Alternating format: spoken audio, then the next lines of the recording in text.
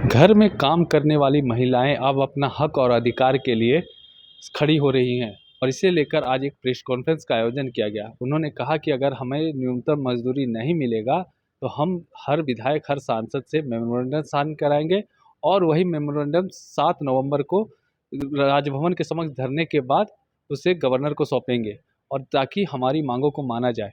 क्या कुछ उन लोगों ने कहा, आइए आपको सुनाते हैं। जैसे कि आज हम लोग मना रहे हैं अंतर्राष्ट्रीय मर्यादा पूर्ण कार्य दिवस, तो हम लोग यहाँ पे सब इसलिए एक जगह पे इकट्ठा हुए हैं कि जितने भी हम घरेलू कामगार हैं, सरकार तो हमको कामगार मानती ही नहीं है, तो हम कैसे मर्यादा पूर्ण कार्य दिवस मनाएं। हमारे काम को भी सम्मान मिलना चाहिए, हमको भी कामगार का दर्जा मिलना चाहिए। जैसे कि अभी रेणु बहन बता रही थी कि कन्वेंशन 189 नीति 189 में ये घरेलू कामगार के लिए ये सारा नियम बनाया गया है 2011 में जनेवा में, जहाँ पे सारे देशों के साथ हमारा भारत देश भी उसमें हस्ताक्षर किया है, पर आज तक उस नीति को यहाँ लागू नहीं किया है।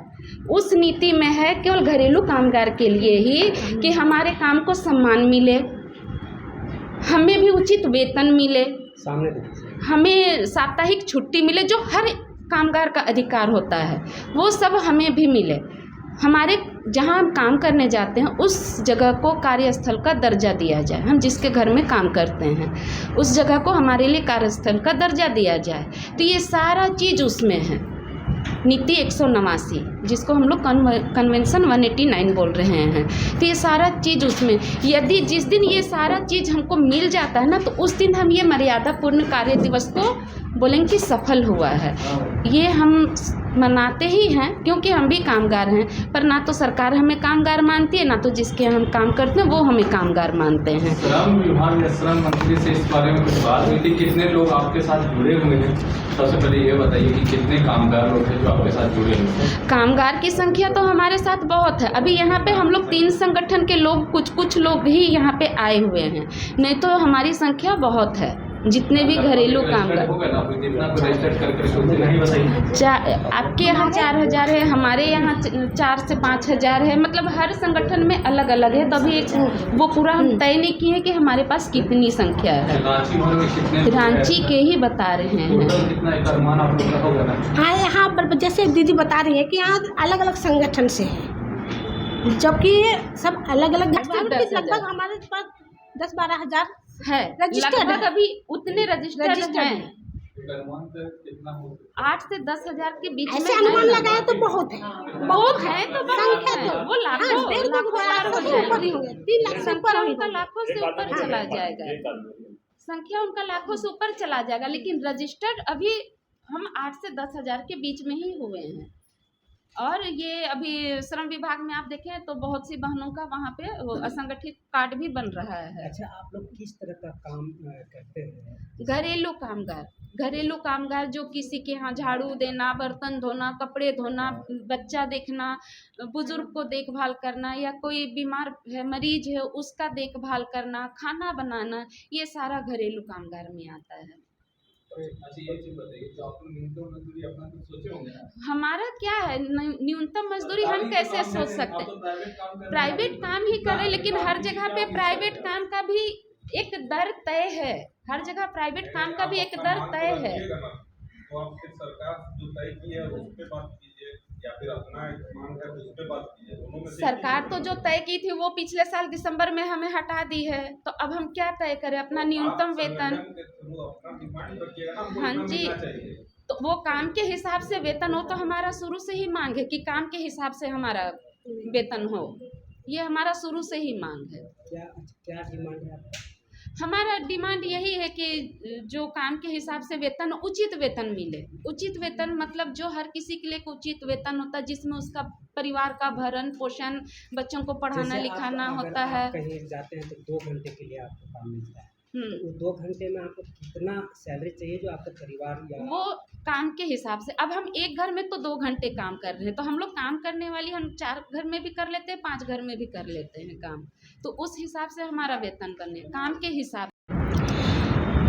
सबसे पहले तो हम सरकार से अपने मांगों को रखने के लिए ही हम लोग यहाँ आए हुए हैं।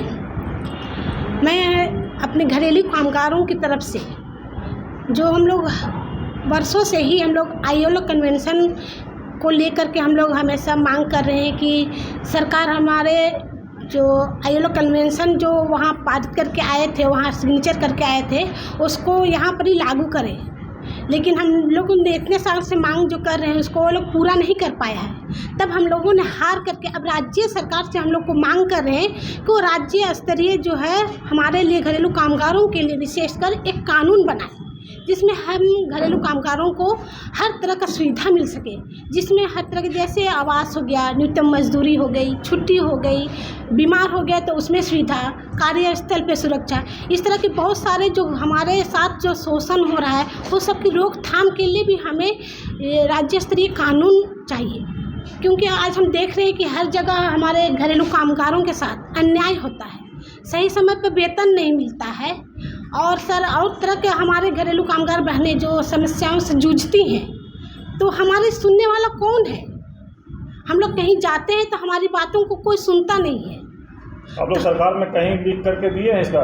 हम लोग बार बार ये चीज़ को हम लोग सरकार से डिमांड कर रहे हैं। हम लोग हर सांसद लोग हो गए, उनको भी हम लोग मेमोरेंडम दे चुके हैं कि हमारे लिए जो है एक राज्य स्तरीय कानून बनाया जाए, लेकिन हमारी बातों को सब अनदेखा कर रहे हैं। तब हम लोगों ने फिर एक बार सोच रहे हैं कि प्रेस वार्ता के द्वारा हम लोग अब मीडिया के द्वारा हम लोग सरकार के कानून में इस चीज़ को डालें कि हम लोगों के लिए ये कानून बनाएं, ताकि हमारे घरेलू कामगारों को सुविधा मिले, उनको सुरक्षा मिले, उनको जो अधिकार मिलना चाहिए सही रूप में मिलता नहीं है। ये मांग के हार गई है।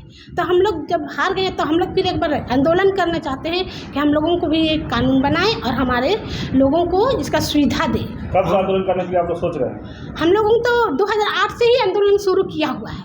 ILO कन्वेंशन को लेकर के हम लोग 2008 से ही मांग कर रहे हैं कि भारत सरकार जो जनेवा में जा करके जो हस्ताक्षर करके आया है तो उस कानून को यहाँ लागू करें, लेकिन सरकार के कान में अभी तक जू नहीं रेंग रहा। हम लोग बार बार उनको हस्ताक्षर करके क्या बोलते पोस्ट कार्ड वो भी भेजे हुए हैं। हमारे पूरे झारखंड से हम लोग हमेशा भेजते आए हैं उनको पोस्ट कार्ड कि यहाँ पर जो है ILO कन्वेंशन को लागू करें।